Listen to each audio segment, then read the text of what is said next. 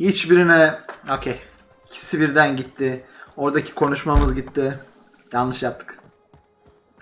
Yanlış yaptık. Gemiye gidip save edip ondan sonra gitmeliydim. Şansımızı çok zorladık. Concussion varken.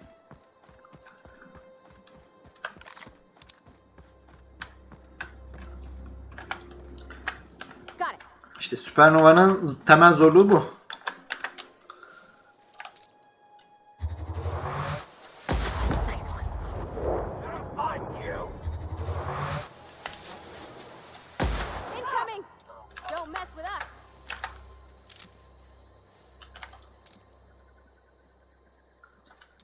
Okay. Buraları az çok bildiğim için elimden geldiğince hızlı şey yapmaya çalışayım. Ama güzel yanından bakın. Concussion'ımız gitti.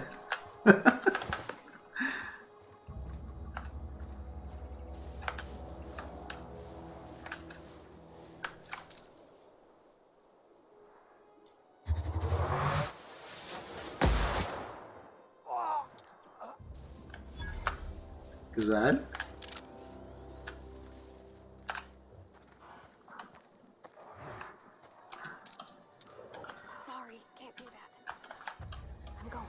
Pekala sen orada dur.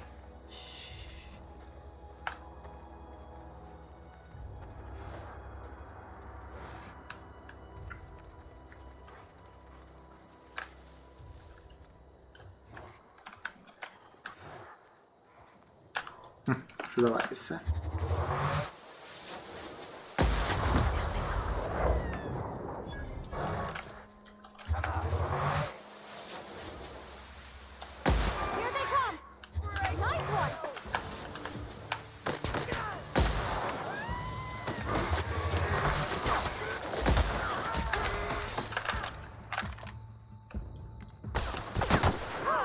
Okay. Harika. Şimdi hızlıca şunların elbiselerini toplayalım. Şurada bir tane vardı en azından. Heh, tuza çevirmişim. Şu yukarıdakini alalım. Bu arada başka kutular da var ama o kutuları daha önceki geldiğimizde aldığım için tekrar almama gerek yok. Çünkü işleri boş.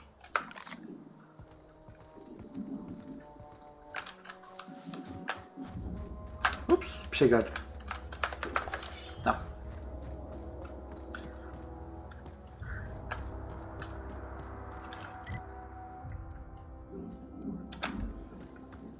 Bir saniye yanlış yerden gidiyoruz. Şuradan gideceğiz.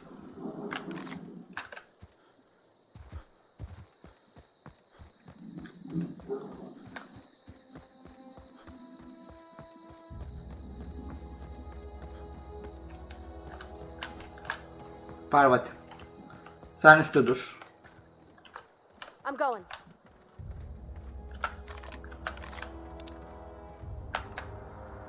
Ben şu tarafa gideyim.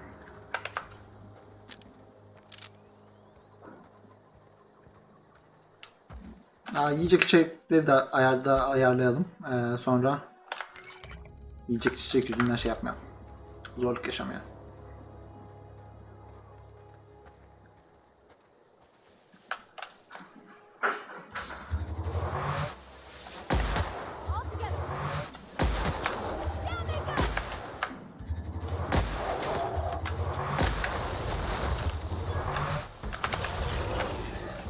İşte Behemoth'lar bu açıdan tehlikeli.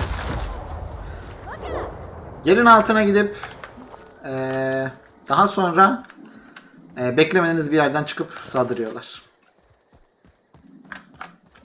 Okay. Heading back.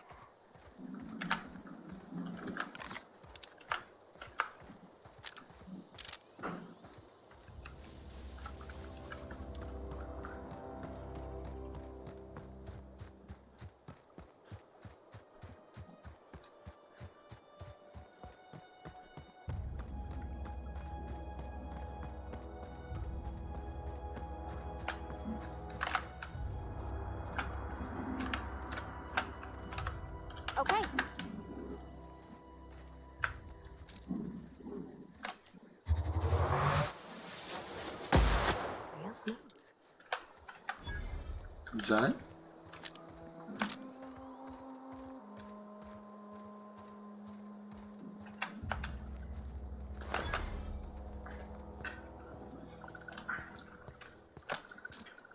Bu sefer biraz daha cesur bir şekilde saldıracağım.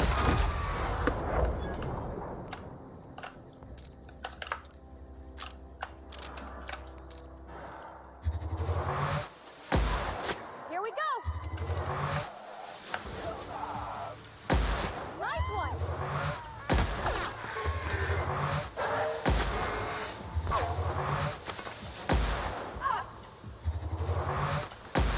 Got 'em all. Harika.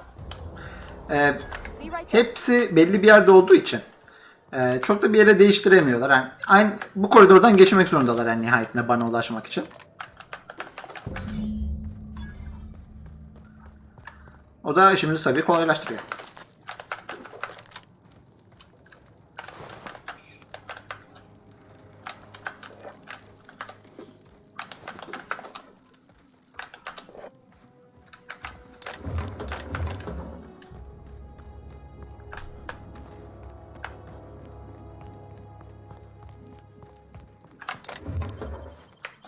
Harika.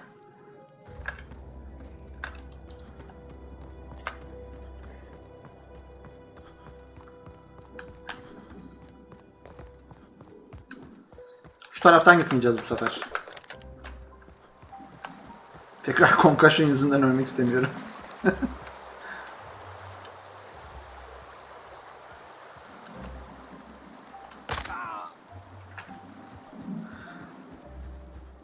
Bacağı kırmışım gibi bir ses geldi ama hayırlısı. Bu arada Edgewater tarafında lavlar var ve jeotermal güçleri kullanarak jeotermal santral kullanarak enerji üretiyorlar. Burada şey gideceğiz ama. Görevi hızlıca değiştirelim. Artık şunu kaldırabiliriz. Burası güvenli bölge.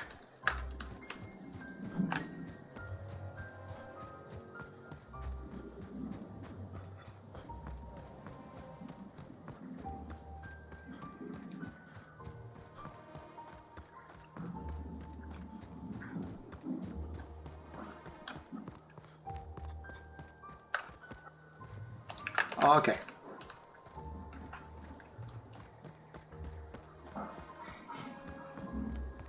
Şimdi Adelaide'le konuşalım. Look at that. Reed'le konuştum. Burayıları hızlı geçeceğim. Bunda farklı bir şey söyleyeyim. İşleri batırdım ve şimdi düzeltmeye çalışıyorum. This don't put us on even footing, you understand. But it is a start. I might turn that old cannery into a garden. Okay, sanki daha iyi oldu değil mi? Board reputation decreased. Long walk back to Edgewater. Enteresan. Terrible burden to carry. Okay. Enteresan. Board reputation'ın düşmesini beklemiyordum. The board %2. Deserter'ları ama %100 yaptık bu sefer.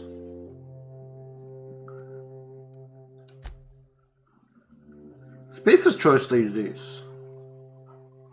İkisi birden iyi hale geldi. Sadece board'da birazcık bir şeyler kaybettik. Okey. Zaten board'un adamı olmayacağımız için çok da dert değil. Ne yalan söyleyeyim. Bunu zaten almışız. Pekala. Hızlıca tek bir kişiyle konuşsak yeterli şuradan. I know, I'm trying to think.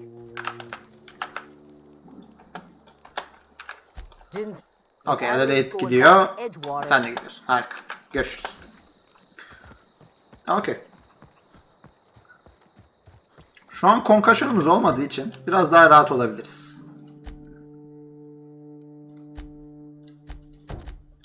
Ama gene de garantiye almak için gemimize bir gidelim. Gemiye gidelim. Save alalım. Edgewater'a önce o 2 tanesini bırakalım.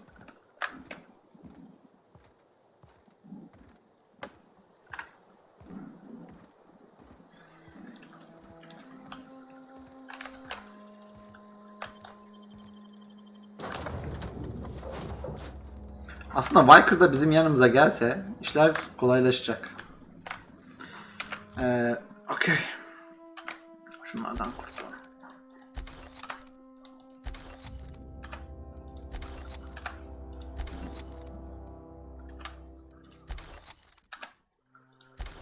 Okey. Sanırım bu yeterli. Şimdilik.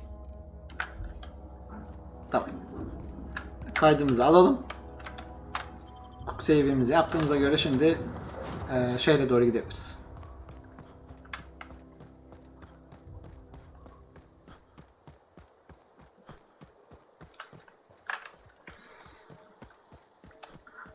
Gece ayrı güzel, gündüz ayrı güzel. Diğer gezegenleri esasında merak ediyorum. Toplamda 5 tane gezegen var bildiğim kadarıyla. Her biri de kendine özel şeyleri var.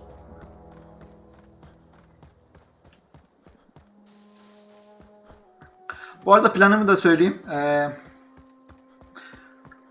Bu görevi bitirdikten sonra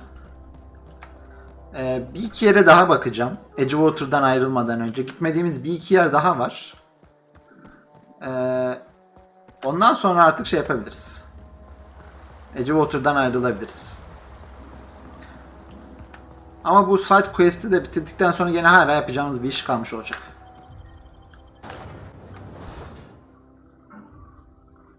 Okey.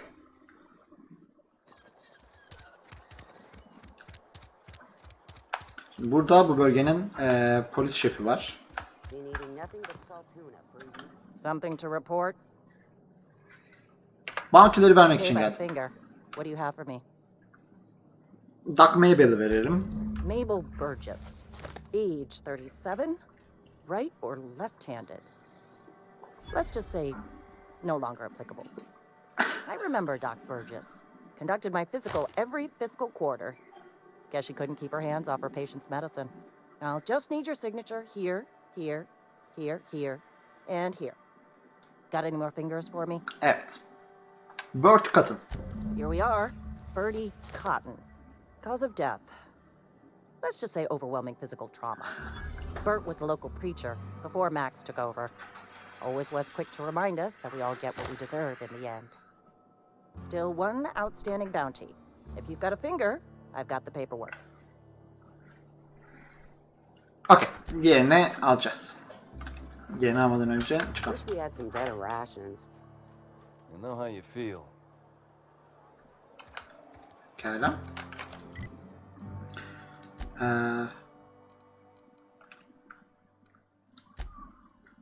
Tamam.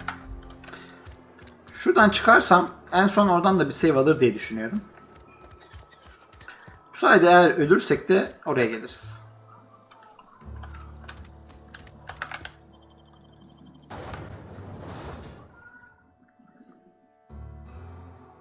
Şey de merak ediyorum. Şimdi Adelaide'in grubu henüz gelmedi buraya. Acaba ne zaman gelecek?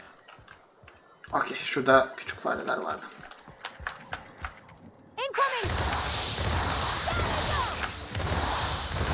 Everyone all right? Okey.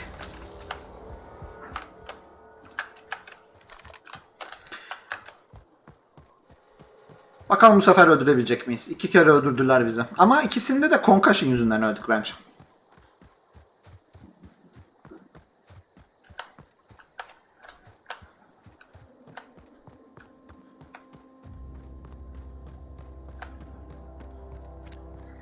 Şimdi şu kasabada birileri vardı.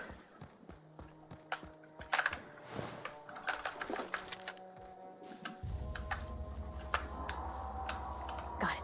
Heads down.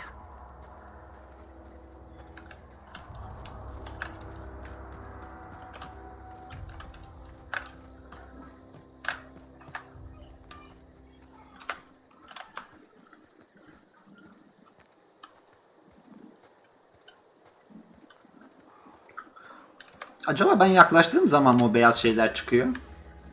Belli bir mesafeden sonra çıkıyordur belki.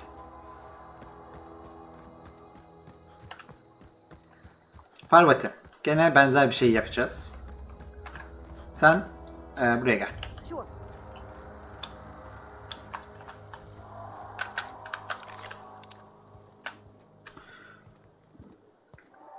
Bu sefer olacak chat.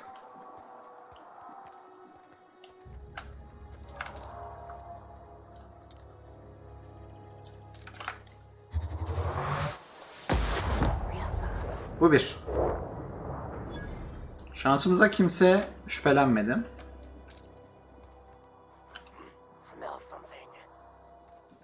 Okey. Demek ki sonradan da şüphelenebiliyorlarmış. Bu bunu gösteriyor.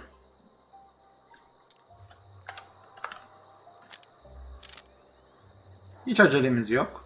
Tertemiz bir saldırı yapacağız.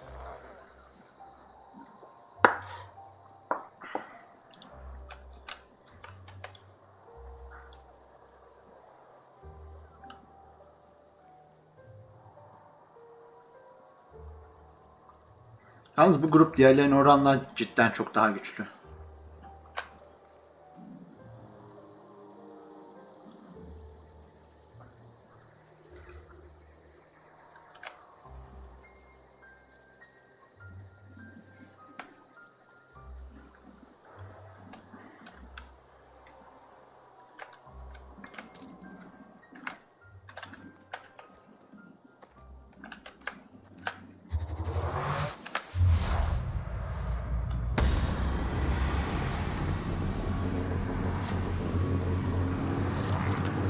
Okey, işe yaradı.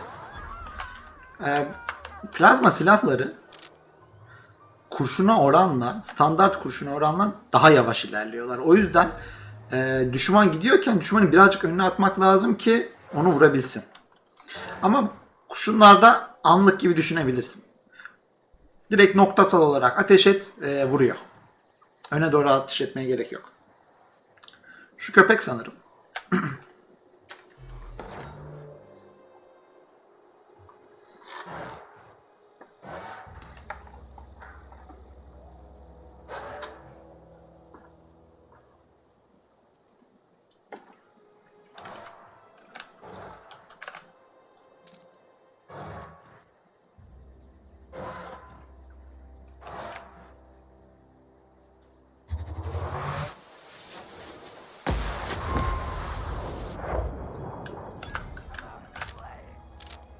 Şuradan bir tane daha geldi.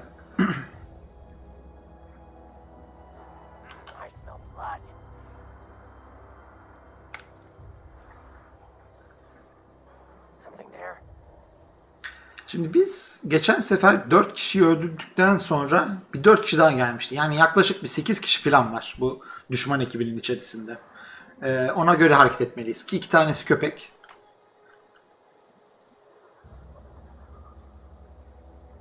Ve mayını da unutmamak lazım. O adam bana bayağı yaklaştı yalnız.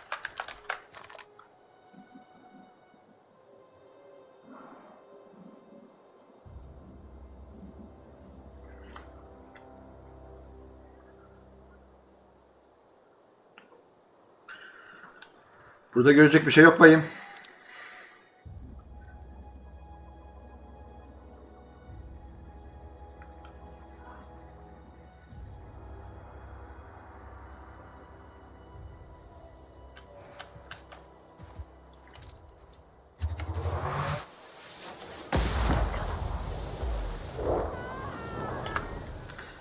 Şimdi bu bize bayağı yakın olduğu için muhtemelen diğerleri fark etmeyecek bunu. Şimdi Parvati. Sen şöyle gel.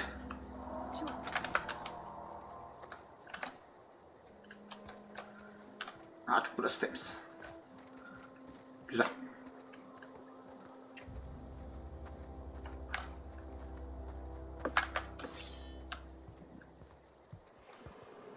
Şurada birisi var.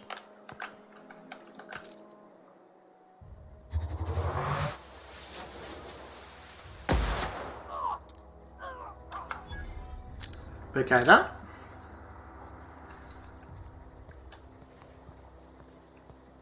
Kimse bir şey demediğine göre sıkıntı yokmuş gibi ilerliyorum.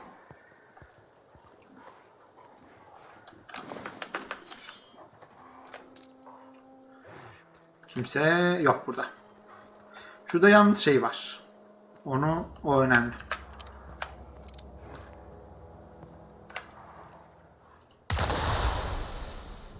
Arka. Concussion yok artık bizde. Rahat rahat oynayabiliriz.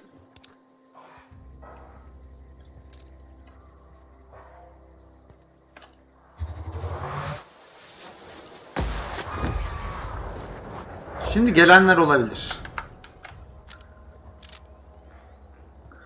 O yüzden biraz geri çekilelim. 2 kişi var gelen.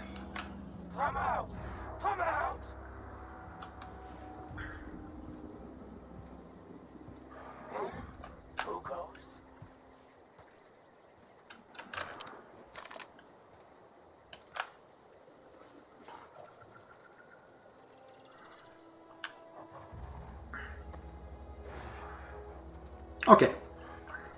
Bu tarafa gelmeyecekler gibi görünüyor.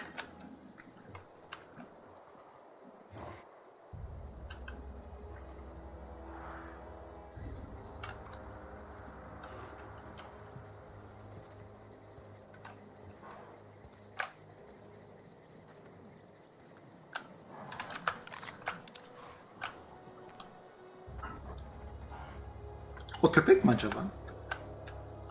Bu tarafa doğru gelen.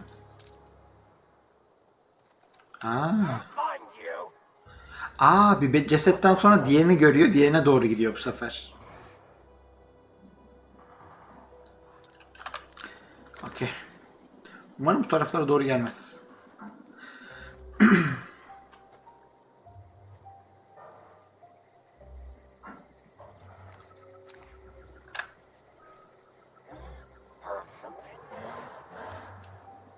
Yalnız ceset gördükçe geriye doğru geliyor.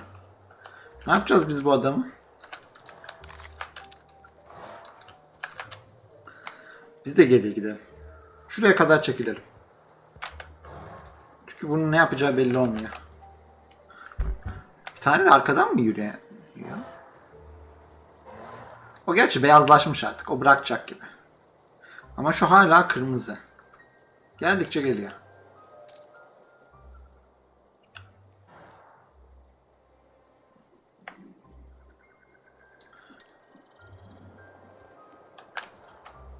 Sorry, I can't. Okay. İyice uzaklaştı Parvati.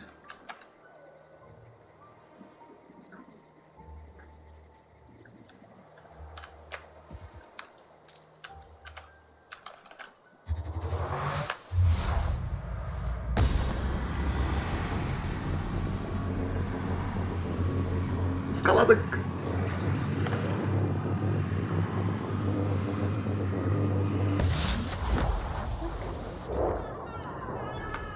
Okey.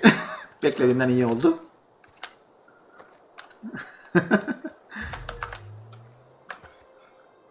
İkinci de tam güçle vurmadığım için öldüremeyebilirim diye düşünüyordum ama öldürdük.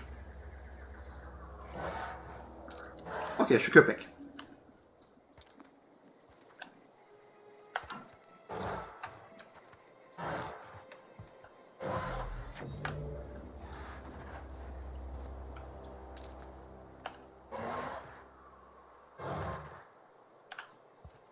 Daha da geride. Yok şurada.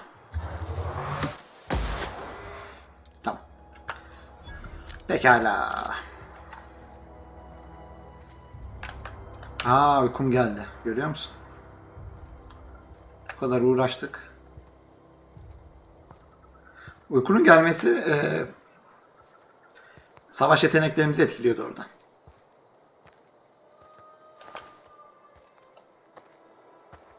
Buralarda mayın yok değil mi? Mayın önemli çünkü. Şurada bir kırmızı görüyorum.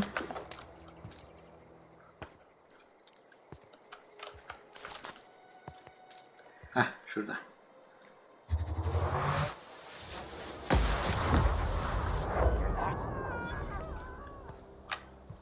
Uzaklaş.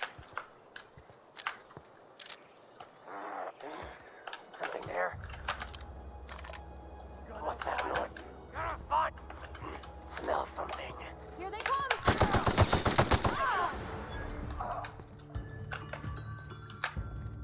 Koşamıyorum.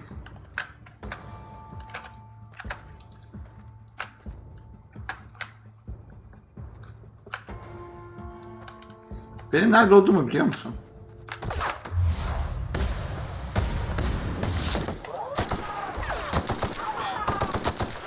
We did it. Bir kişi kaldı. Gibi. Tamam, şimdi şu Yiyecek içecek olaylarını bir hızlıca halledelim. Şimdi şuradan details'a baktığımızda bir tek fatigue var. Bunu da ama uyumadan değiştiremiyoruz maalesef.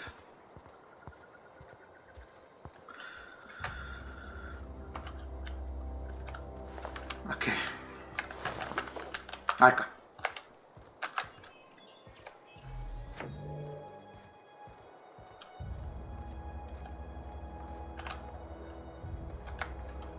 Şöyle yapsak. Parvati şurada dursun. I'm going. Biz de şu arka taraftan dolanalım.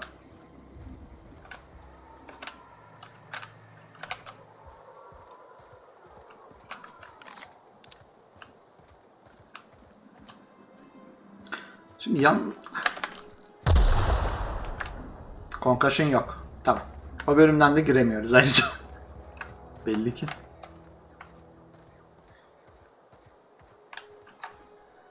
Şuradan artık Allah ne verdiyse gireceğiz. Tamam, şurada.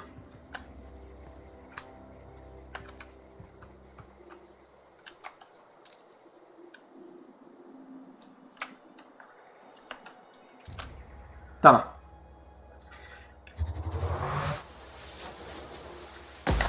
Eyes up.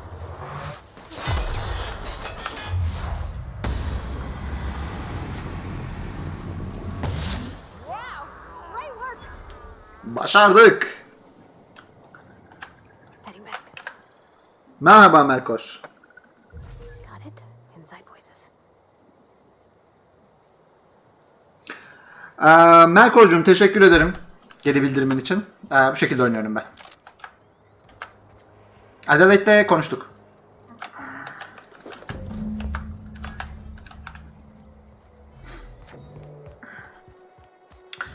Şimdi ana şehre geri döneceğiz.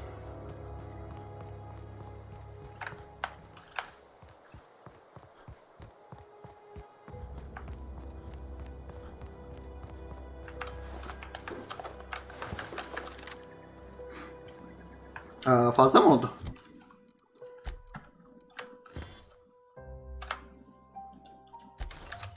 Şunları kaldırırsak düzelecek. Okey. Bir saniye. Buradakilerle savaşmadık biz. Sanki. Şu arka taraftan sessizce dolanalım gene.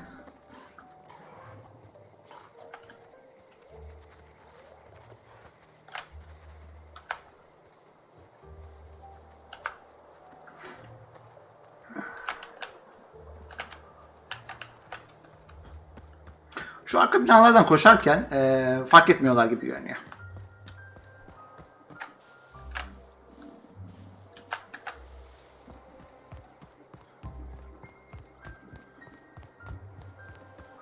Şimdi şurada fabrika mı vardı? Yok, orası şehrin girişi.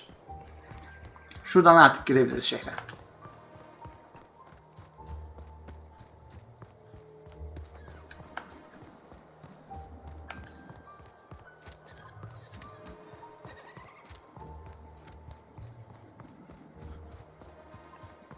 Şimdi burada Constable'la konuştuktan sonra artık görevlerimizi bitirmiş oluyoruz. Gemiye nihayet Power Rod'u ekleyeceğiz ve bakalım uzaya nasıl çıkıyor onu göreceğiz. Uzay ekranları da orada olacak.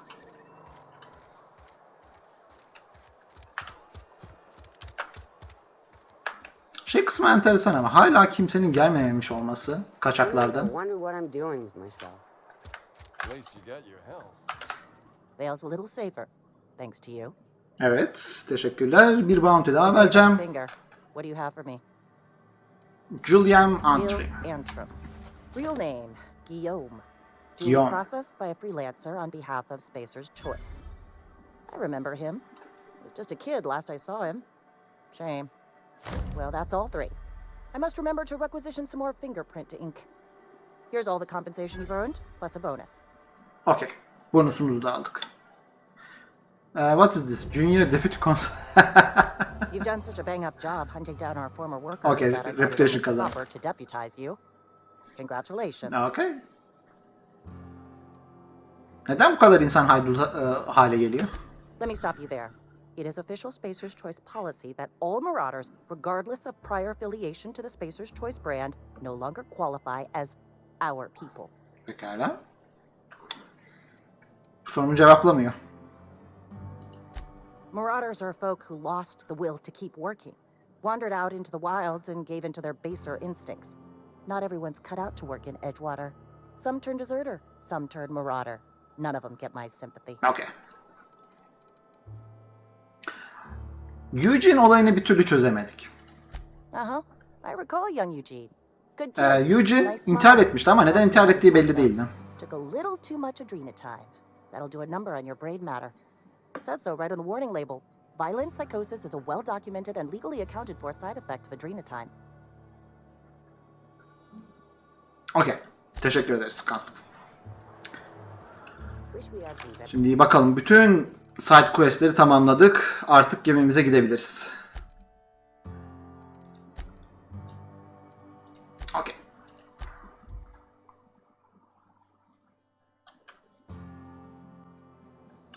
Uzun zamandır rahibin elbiselerini ve silahını da yanımda taşıyordum. O yüzden onları vermek güzel olacak.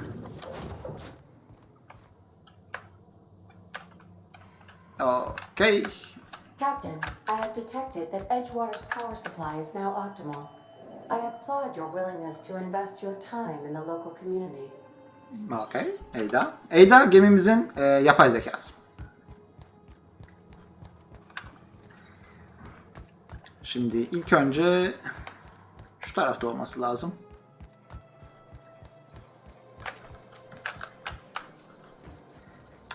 Geminin bozuk bir parçası var. Onu tamir edeceğiz.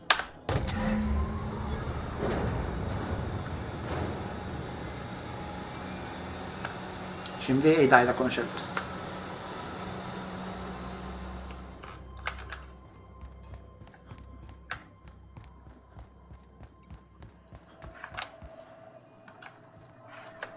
What can I do for you, Captain? Power Regulator'ı yükledim. All systems are operating within acceptable parameters. I am prepared to bring the unreliable into low-altitude orbit. This should prove an adequate test of our flight capabilities. Pekala. Bir önce save alalım buradan. Ayrılmadan önce.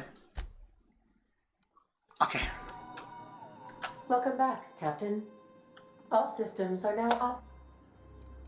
Hadi buradan ayrılalım.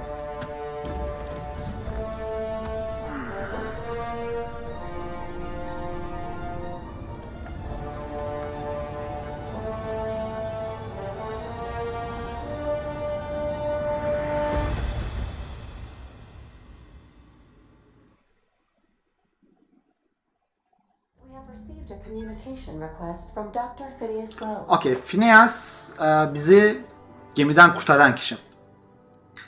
Bakalım neler söyleyecek. Ah, there Dostum. you are, hale and hearty, and captain of your own ship.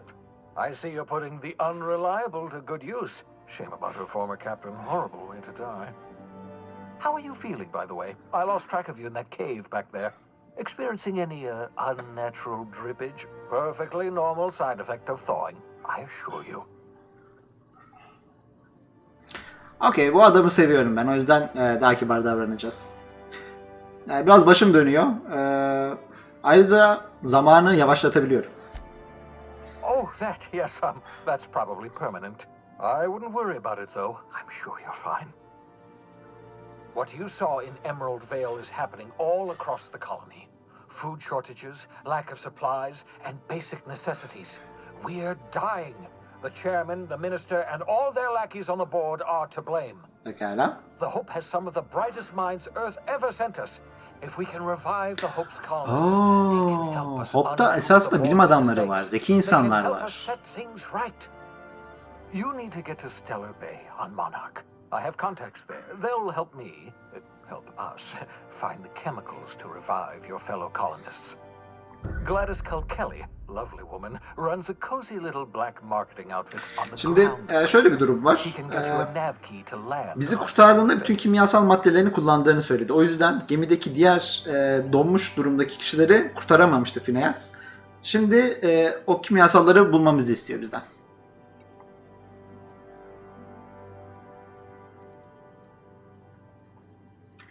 Okey, Black Market'a başvurmamız lazım. Zorunlu gibi. Peki neden bir Navki'ye ihtiyaç var? Strictly speaking, Monarch is a moon, terraformed badly, and almost completely lawless. You'll love it. Captains don't fly their own ships, you see. Your navigation terminal handles the, navigation. Peki. Think of a nav key as a set of flight instructions. The board's been confiscating nav keys for Stellar Bay, so we must rely on unconventional means of acquisition. Hence, Miss Gladys Kilkelly. Anlaşıldı. Navki olmadan bir gezegene gitmemizin yolu yok.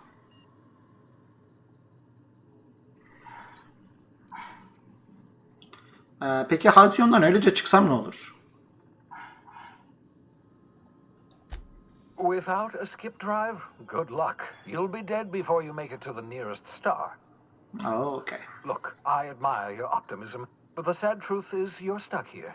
You, me, and the rest of this colony. We're all skating precariously around the edge of oblivion together. None of us are leaving Halcyon alive, so we may as well make it a better place, and we can start by reviving the hope. Okay. Gladys'le konuşacağım. Excellent. I'll send her a wireless. Let her know you're coming.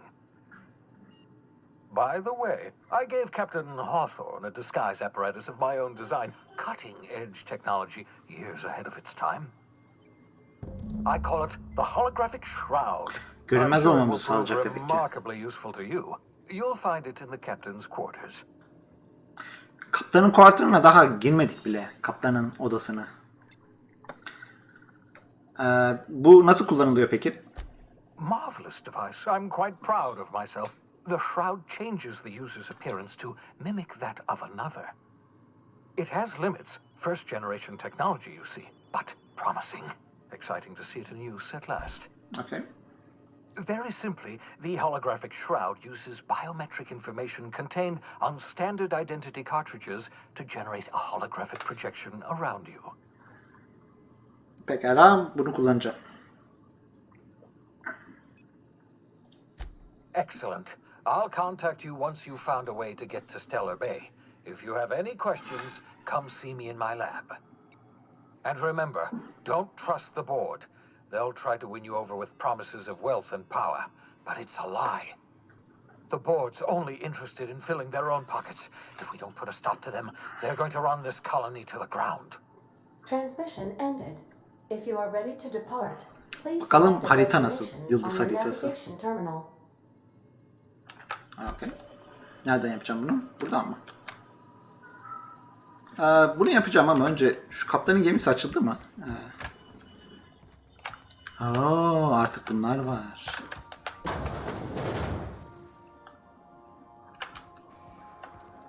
Bunlar.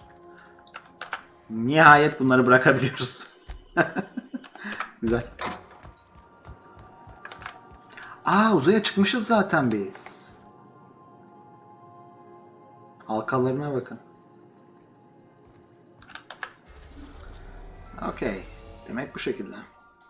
Şimdi neler varmış bir bakalım. Eridanos diye bir yer var.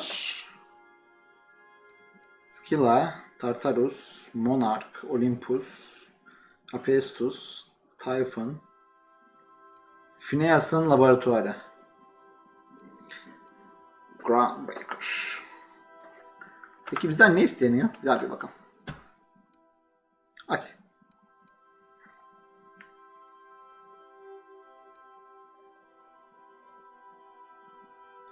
Okey. Şuradan bir daha bir bakalım. Şunu optional'ı yapalım o zaman önce. Optional'lar belki kaybolabilir sonra. Belli olmaz. Evet. Burasına daha önceden girememiştik bu odaya.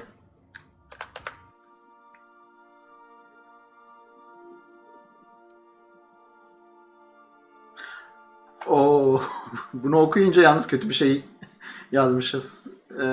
Adelaide'in kaçakları board olmadan bir dünya hayal ediyorlardı bağımsız. Sen onlara yeni bir ders öğrettin. Asla hayal etme. Holographic Shroud bu olsa gerek.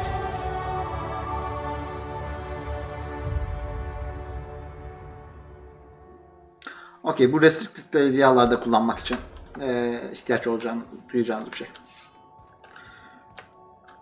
Okey.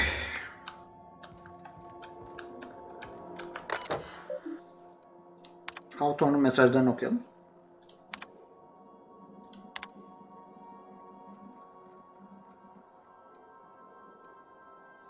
Okey, bir kitap göndermişler.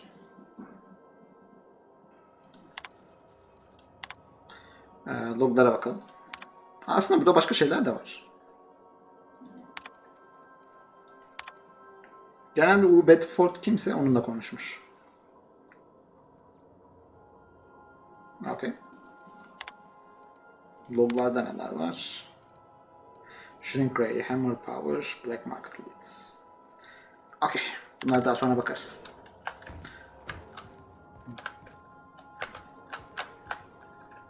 Şurada uyuyabiliyor muyum? Burada da uyuyabiliyorum. Şahane. Okey. Bunu 60'a getirdiğimize göre artık şunları da birazcık ilerletebiliriz. İlk önce diyalog. Veyahut da önceden çit yapsak belki de daha iyi olur.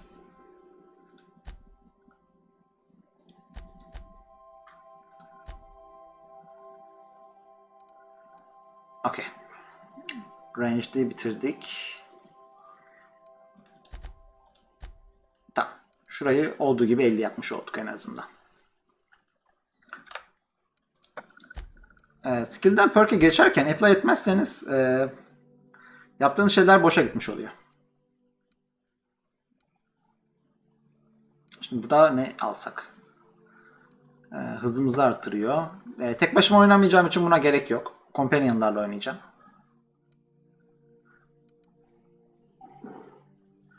Bu güzel olurdu.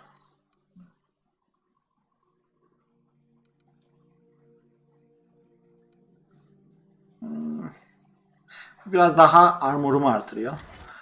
En yüksek zorlukta oynadığım için belki biraz daha savunmaya yönelik şeyler alsak iyi olabilir şu aşamada.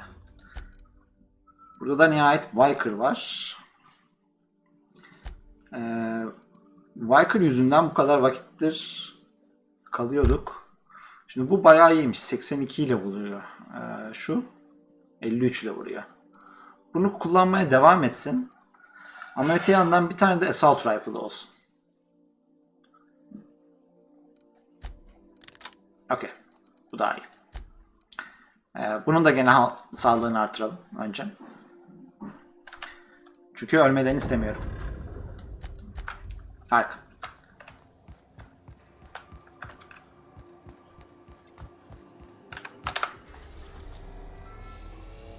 Groundbreaker'a gidelim. Peki şey diyebilir miyim? Terra'ya gitmek istesem Edgewater'a gene inebiliyorum. Bu güzel. Edgewater'a insem şimdi şeyleri görür müyüm? We are now in orbit above Edgewater, Captain. Bu kaçakların geldiğini görür müyüm acaba? Peki inemiyor muyum?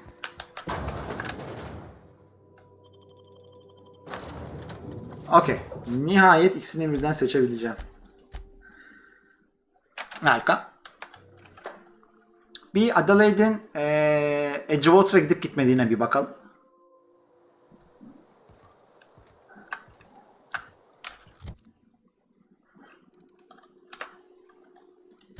Şunlardan kurtulalım. Yetmedi mi?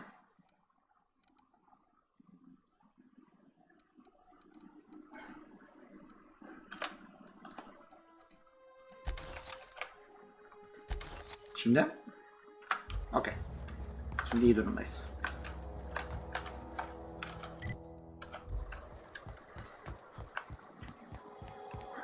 Sadece şeylere bakacağım. Bu deserterların gelip gelmediğine. Ondan sonra tekrar devam edeceğiz. Buna bir de zırh vermeliyiz. Asıl önemli şeyi unuttuk.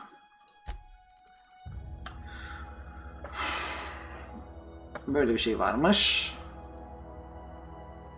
Oo, güzel. Marauder armor ama güzel. 16 olmuş oldu. Şu 9'du çünkü. Bunlar da gene zayıftı. Bir de şunu verdik mi? Tamam. Artık şunlardan da kurtulabilirim o zaman.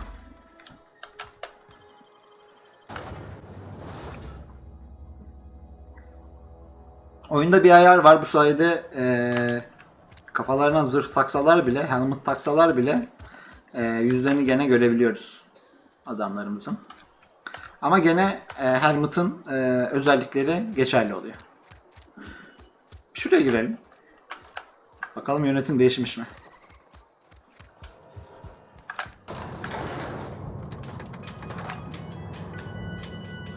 Bir de tabii rahiple konuşmamız lazım, Max'le.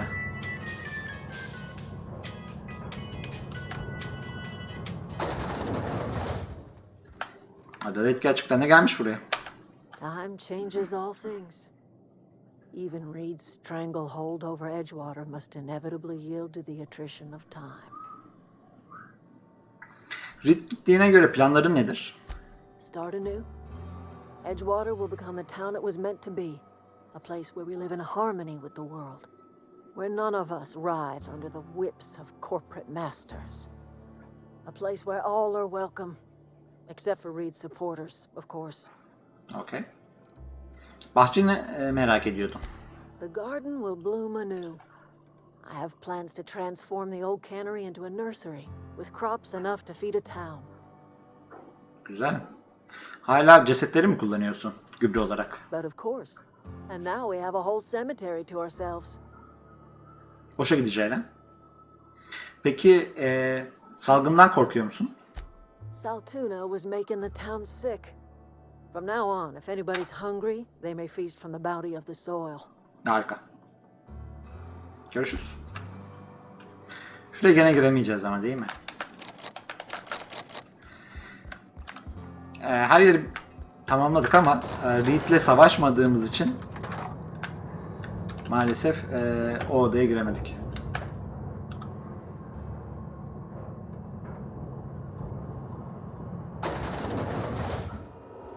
Okay.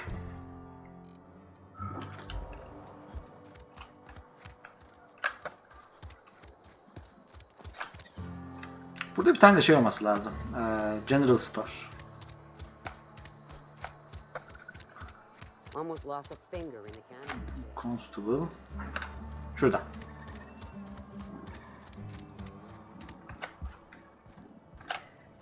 Viker'a rahibe bu arada henüz şimdi kimse bir şey demedi. It's Spacer's choice. Parvati hakkında mesela yorum yapmışlardı hep. Music to my ears. %28. Bayağı iyi. Okey, bunları artık ucuza satabiliyorum. Okey, bunların hepsini satacağım. Okey. Tamam. Şimdi devam edebiliriz. Doğrudan gemiye gidelim. Uğraşmayalım.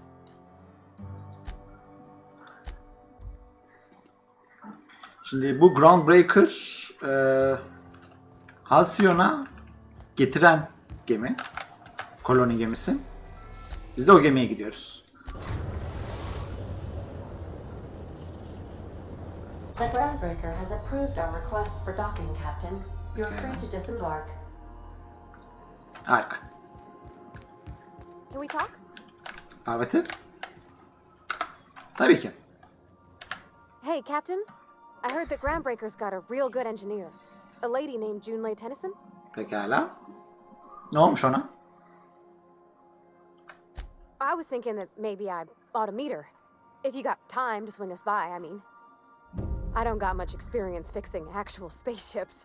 I bet you can't Okey. Boston beans. O da bir mühendis olduğu all için that stuff. ondan yeni şeyler öğrenmek istiyor.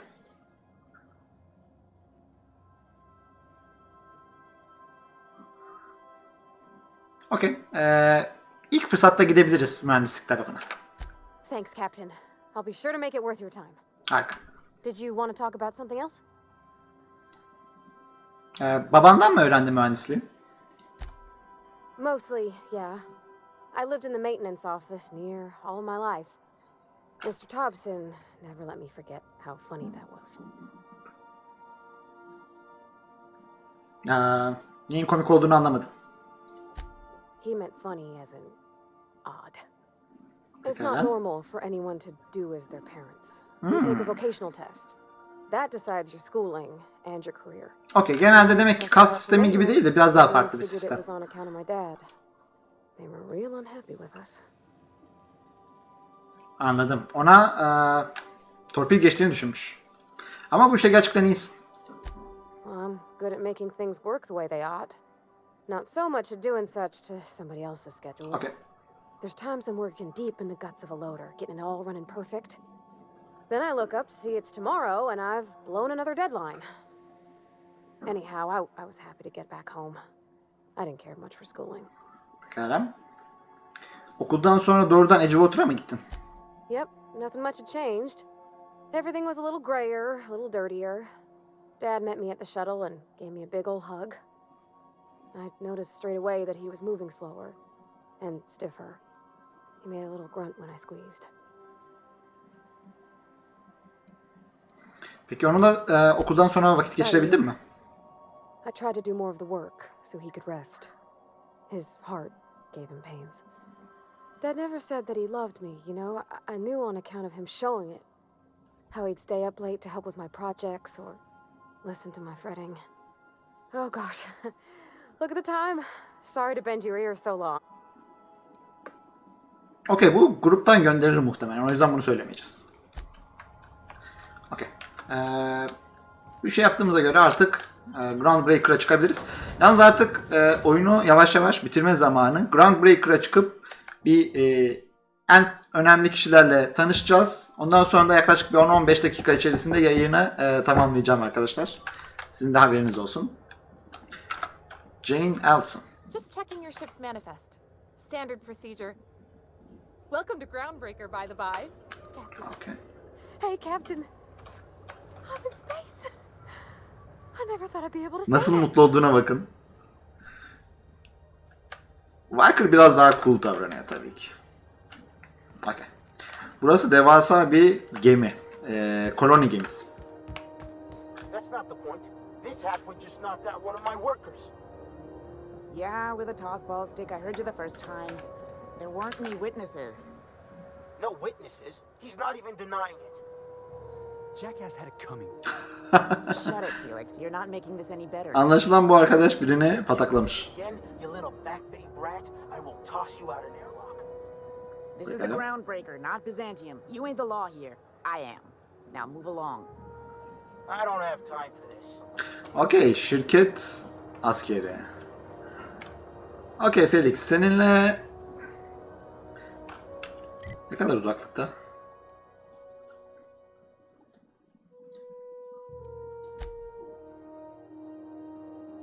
Okey, konuşacağımız kişi kimdi burada?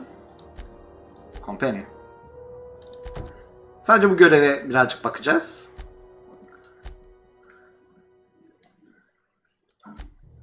Hangi katta olduğunu söylese güzel olurmuş. Okey. Junlei şu tarafta. Hızlıca Junlei'ye gideceğiz. Onunla konuşacağız. Sonra da geçeceğiz. Identification, please. Hawthorne'un ID'sini verelim. Captain Hawthorne, you said. Let me apologize in advance. I'm about to ruin your day. According to your ship's record, you've been flagged by the board. Your ship will be impounded until such a time as they see fit to lift it. But we've hardly been out of Edgewater long enough to get in trouble. Ama bizden önce Hawthorne done something to get on the board's bad side. kaçakçıydı. Now, hold on. This isn't the end of the world. Probably. Probably. Pekala bunu nasıl çözelim? You'll want to take it up with Udom Bedford. Okey, bu adamın ismini daha önce de duymuştum. Board'un bir parçası. His office is located along the starboard wall of the promenade. Shines like a Byzantium commode. Can't miss it. Peki neden olmuş olabilir? Access to that information is above my pay grade, and I've turned down 3 promotions, so it stays that way. Peki. I shouldn't be mentioning it, but what the hell? This here, impounding your ship, it doesn't happen much. The board knows Bu sık yaşanan bir olay değilmiş. in our operations. If I had to take a guess as to why, you must have riled up someone important. Okay. Harika. O zaman gidip bu sorunu çözeceğim. You take the starch out of them, well, you won't hear any complaints from me. Harika. Oh, and if you're headed that way, would you mind doing me a favor? Tabii ki. Wanda Dorset over in sick bay. Tell her the shipment's not in yet. It's not coming in anytime soon, and if she'd be so obliged to get off my ass about it. Pekala. Ne gelecekti ki A ona? handful of SAM cleaning units retrofitted for surgery. I don't know much else. I stopped listening when she started yelling. Okay. Much appreciated. Is there anything else I can help you with? Gladys değil. Görüşürüz. Be seeing you. Sonradan yine bu arkadaşla konuşuruz zaten. Önce bir Junlei'nin yanına gidelim. I picked up this weird signal the other day. It was coming from Monarch. Here we go again.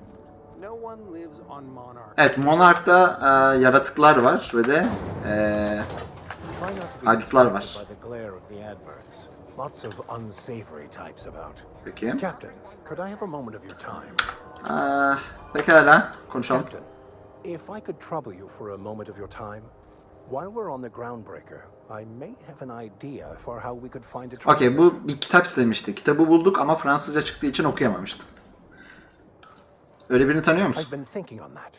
There's a former infamous philosopher scholar who fled. Bu adam filozofist.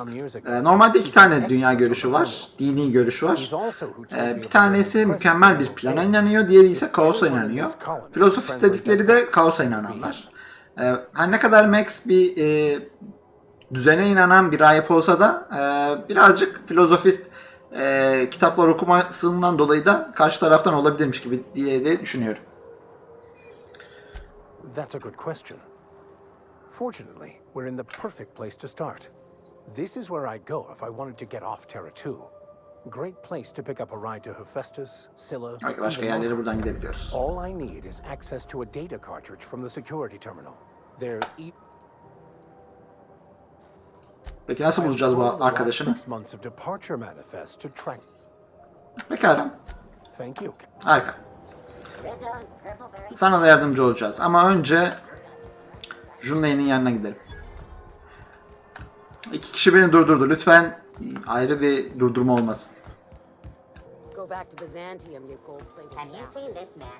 Bu Bizantium dedikleri bir şehir gibi bir şey mi acaba?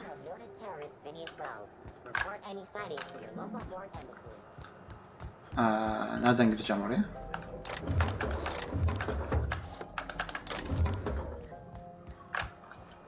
Şuradan bakalım.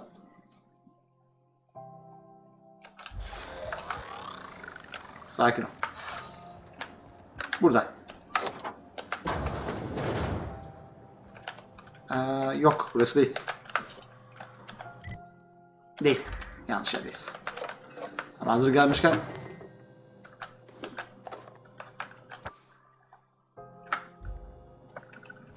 temizleyelim.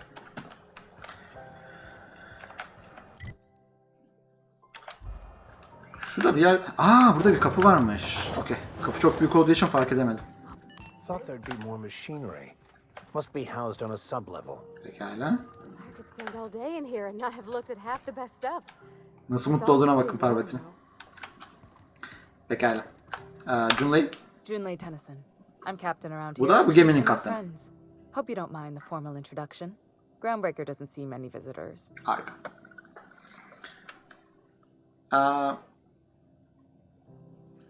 Ben de Unreliable'ın kaptanıyım. Gerçi şu an gemime el konuldu. I heard we had someone in impound. Wish I could help. I gave the bureaucrats a motive authority over freight traffic, and it rankles them good when I challenge it. Okay. Bize yardımcı olamaz o konuda. I'm the final word on the ship. The Mardits, the crew, the engineers, their family.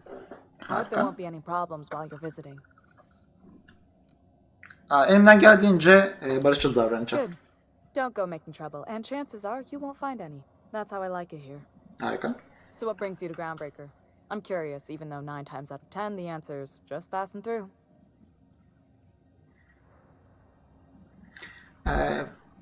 Gemimi ele geçirdikten sonra Monarch'a gideceğim. Interesting. The powers that be paint an ugly picture of Monarch. Critters and such. Maybe someone. Bir sebepten Monarch'ı kolonileştirmemişler. Orada sadece haydutlar var. We see a lot of the same faces coming and going. Most of them board spies and corporate sprats. Makes it hard to trust outsiders. You seem different. So welcome aboard. Harika. Junlei iyi birine benziyor.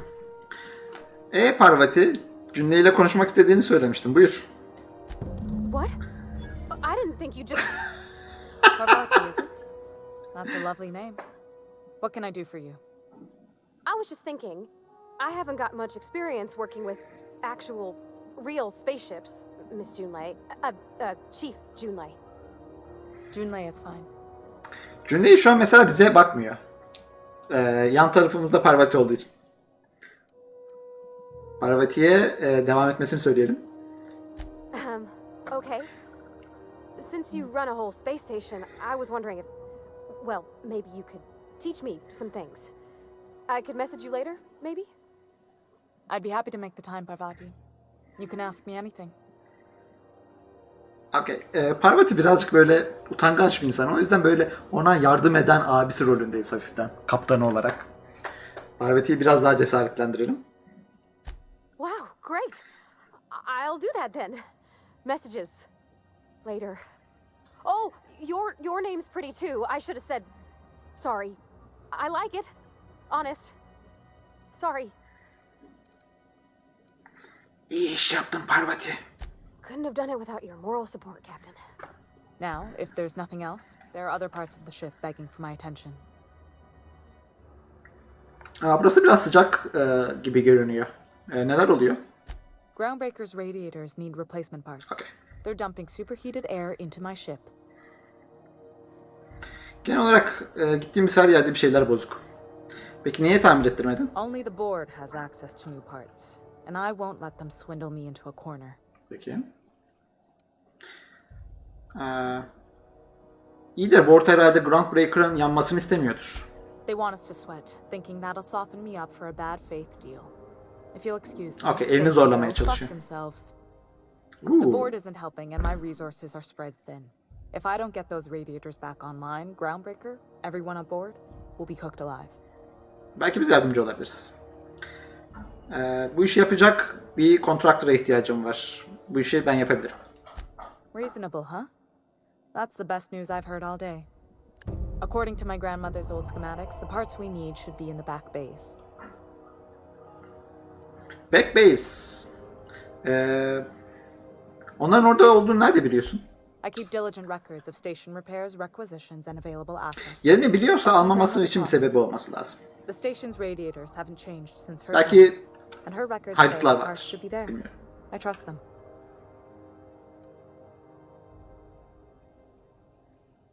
Peki Catch The ne? back bays are on a lower deck, long abandoned and a haven for miscreants now. Okey, haydutlar. Bunlar bir tür haydut olmalı.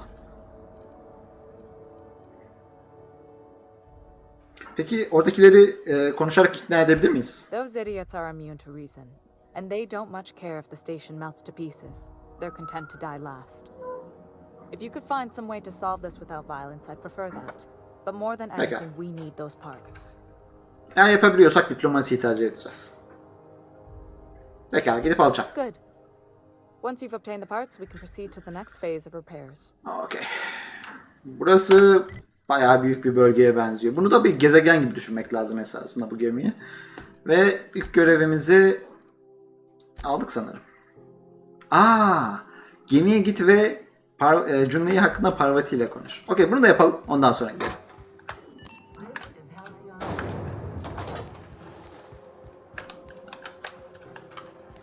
Şuradan mı gitmeliyim?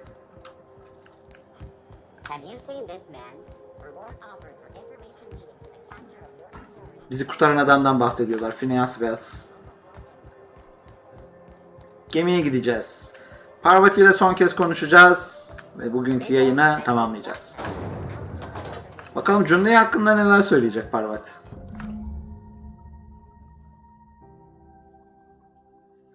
This is it. Security. I can check the departures registry to find out which crew Bir saniye. the scholar. Yanlış bir yerden mi gidiyorum? Shipped in and out with. Okey, security'ye girmeyeceğiz. Unreliable'a gideceğiz. Unreliable'a giremem ama değil mi?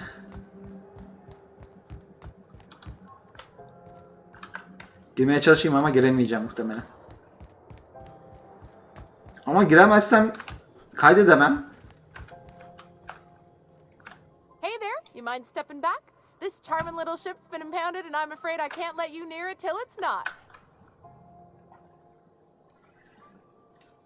I'd surely love to, but that's just not my bailiwick. Gemimizi kurtarana kadar oyunu kaydedemeyeceğimiz için yayınımıza devam edeceğiz. Okey. Okey, görüşürüz. Have yourself a pleasant day. O zaman etrafı araştırmak yerine doğrudan gidelim.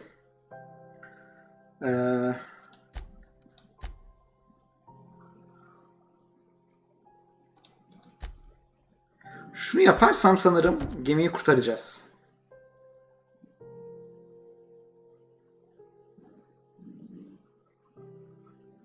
Önce Talk to Udon Bedford denilen kişiyle konuşmamız lazım. Bu da şurada bir yerde. Pekala. Gerçi 2 tane var. Hangisi bilmiyorum ama şu. Biz şuna gideceğiz. Muhtemelen çok uzun bir şey değildir. Hızlıca kabul yapabileceğimizi düşünüyorum. Çünkü herhalde Supernova'da kaydedemeyeceğimizi düşünerek yapmışlardır. Tasarlamışlardır bu görevi.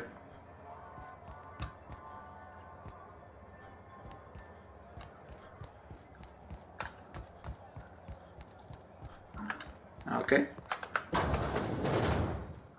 The board. Organized, efficient, competent. Well, mostly. Okay, Viker biraz daha, rahip biraz daha seviyor board'u.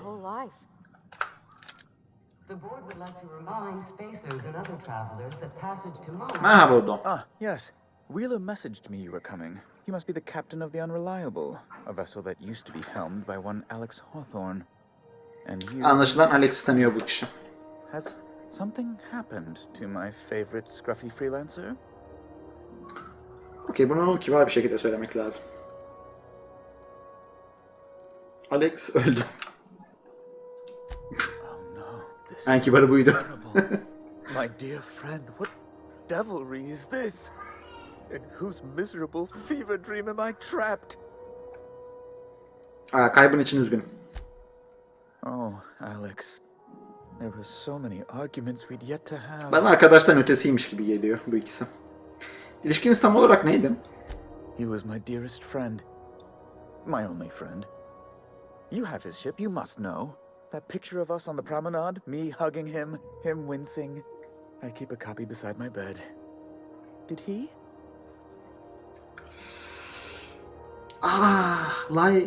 Ama on değil mi?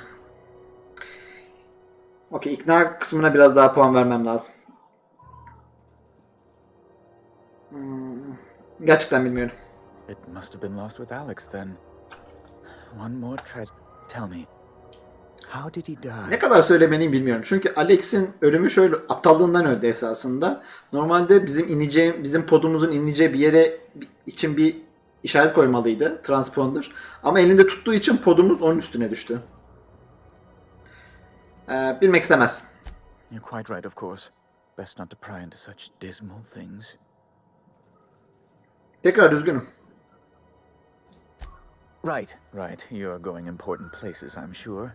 Big, exciting, important places. There, I've removed the flag from your ship. I'm terribly sorry for the inconvenience. However, before you go, Alex promised to tell me the location of Phineas Wells. I'm sure you've seen his wanted posters all over the colony. Did Alex tell you... Alex Phineas Wells'i gammazlamayı planlıyormuş. Peki Wells'i neden bu kadar çok istiyorsun? You haven't read the posters? He's a terrorist, a thief, a madman. Peki niye Wells hakkında bir şey bildiğimi düşünüyorsun? Well, Alex knew, or he said he did. Peki. And you have his ship. Maybe he kept some records around, or... Bunu söylemeyeceğiz. Alex hiç Phineas Wells'ten bahsetmedi. Well, that's just terrible news. Oh, I'm sorry. This is terrible. Okay, görüşürüz Bedford. Gemimiz olduğuna göre hızlıca gemimize gidelim. Bir saniye.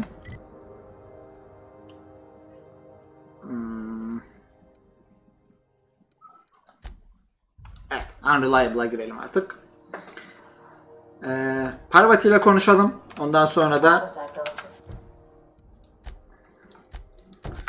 bugünkü yayınımızı da tamamlayalım artık. Hey Parvati. Hey, Captain. Can I get your temperature on something real quick? Tabii ki. So, Junlei and I have been talking some. Through messages, I got him here on my data pad, and well, she sent me a poem.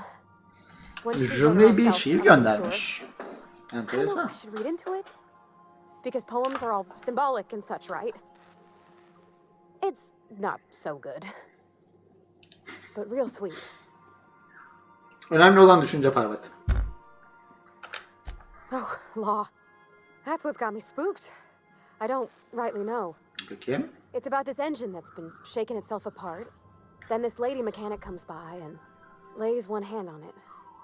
The trouble goes away.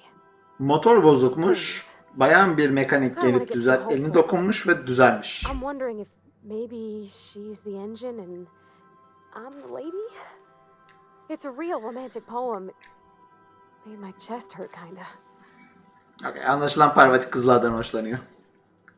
Anlaşılan kaptan senden hoşlanıyor Parvati. I don't know where it's leading yet or if I'm misinterpreting.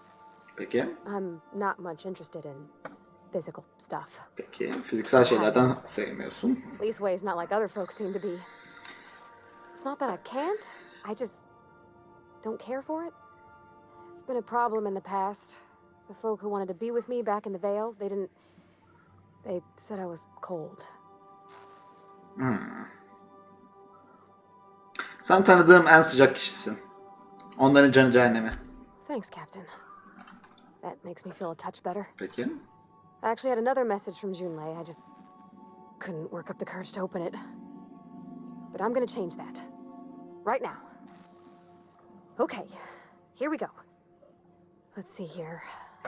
Talking Eski arkadaşlarından bahsediyor. Isabel. Isabel? Who's Isabel? Bilmiyorum. Her şey yolunda mı?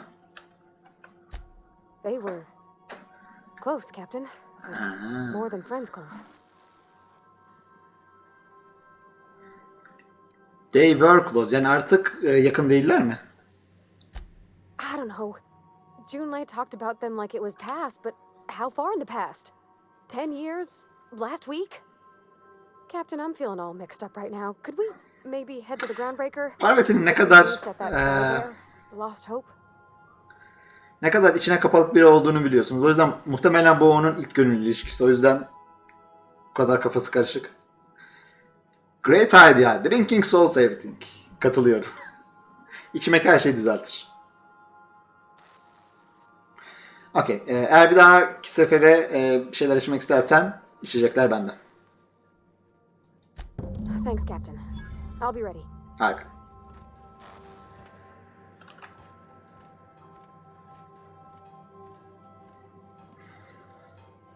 Okey.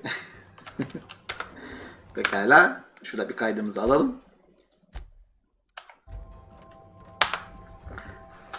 Okey, bugünkü yayını tamamlıyoruz arkadaşlar. En başından beri gelip izlediğiniz için hepinize teşekkür ediyorum. Biliyorum birazcık fazla yan görevlere ve de lootlara odaklanıyorum ama benim genel olarak oyun stilim böyle. O yüzden sabredip beni izlediğiniz için teşekkür ederim tekrar.